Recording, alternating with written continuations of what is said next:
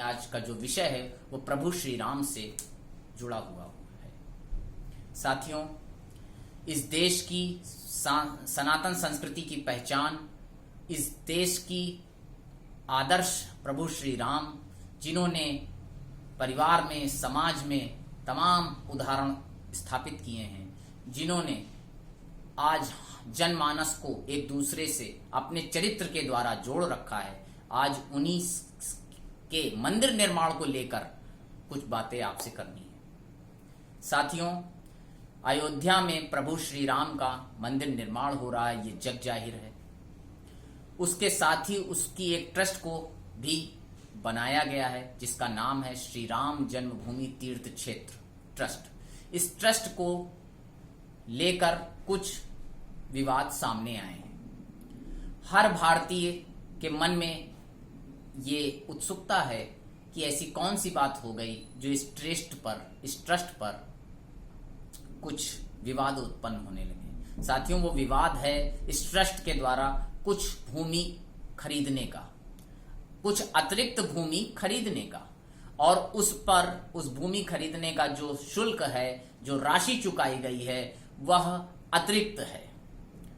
जहां एक ओर उसकी कीमत लगभग 2 करोड़ रुपए है, वहीं एक और उसकी कीमत 18.5 करोड़ रुपए चुकाई जा रही है। साथियों, इस देश में जमीनें रोज खरीदी और बेची जाती हैं, उसका अपना महत्व है।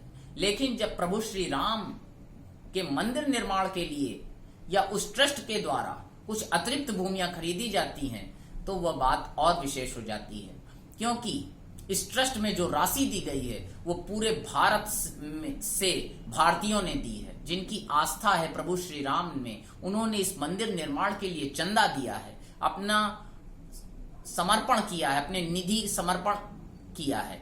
अभी इस देश में लगभग कुछ माह पहले देश विदेशों से निधि समर्पण संग्रह अभियान भी चलाया गया, जिसमें लोगों ने स्वेच्छा से प्रभु श्री राम का मंदिर बने, इसलिए उन्होंने अपनी आय से, अपनी कमाई से कुछ हिस्सा प्रभु श्री राम के मंदिर में दिया है। साथियों, मैं आपको बताना चाहता हूं कि इसके लिए उनकी जो भावना है उसके साथ कहीं ना कहीं खिलवाड़ नहीं होना चाहिए। अगर इस ट्रस्ट के द्वारा इतनी बड़ी जिम्मेदारी ली गई है तो वह विवादों में नहीं आना चाहिए।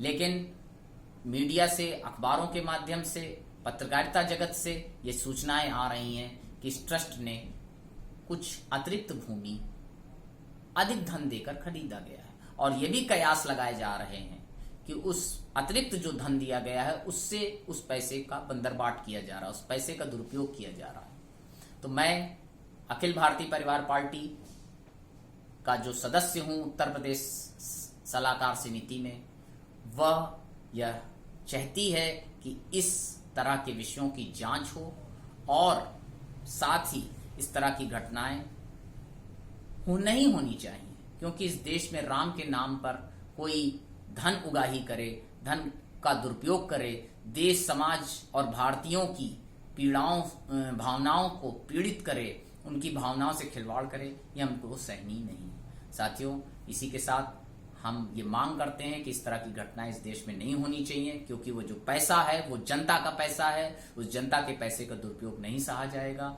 इसी के साथ जय हिंद, जय भारत, जय श्री राम, जय जय श्री राम। ओ